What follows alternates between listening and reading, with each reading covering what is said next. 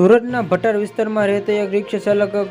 ખટોદરા વિસ્તારમાં માત્ર 4 વર્ષની બાળકીમાં જાડી સાખરમાં લઈ જઈને અસંતોષ હોવાની ઘટના પોલીસ ચોપડે નોંધાઈ છે અને બાળકીના માતાના વાત કરતા પગ તળેથી જમીન સરકી પોલીસ જાણ કરતા રિક્ષા ચાલકે દબોચી લીધી હતો અને પોલીસ સૂત્રોમાં કહેવામાં આવતું ભટાર આઝાદનગરમાં રહેતો રિક્ષા મુતલબી શેખ હતો અને સુરતના અથાણું વિસ્તારમાં રહેતી 4 વર્ષની બાળકીને ઘરેથી સ્કૂલ મૂકવા લેવા માટે જતો હતો અને 1.5 માસની રિક્ષામાં બાળકીનું શોષણ કર્યું હતું અને બાળકીનું શરીરમાં હાથ ફેરવીને અવશેષખોર રિક્ષા ચાલકમાં તેની વાસના સંતોષમાં ગઈકાલે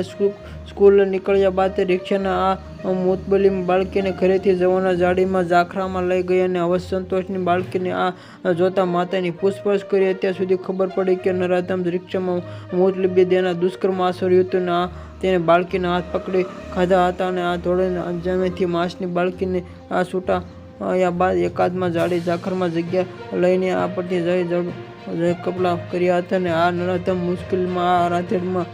વયનો અને એક દીકરીની 2 દીકરા પિતા છે અને 3 સંતાનો એમાંથી દીકરીઓનો બાપ હોવા છતાં મુતલબી વાસના અંધ બન્યો હતો અને કહ્યું કે આ છે સાસા મેરે સાથે ગંદા કામ કરી રહ્યો છે કે રિક્ષામાં જવું કે ઝોકી ઉઠ્યા હતા અને માતા પિતાના ખોટા દરમાં પોલીસ મથકે આ કૃત્યની જાણ કરી હતી અને આ પોલીસે બળાત્કાર અને પોક્સોનો કલમ હેઠળમાં ગુનો નોંધાવીમાં રજૂ ડિમાન્ડ કરીને 3 દિવસની રિમાન્ડ મેળવ્યા છે.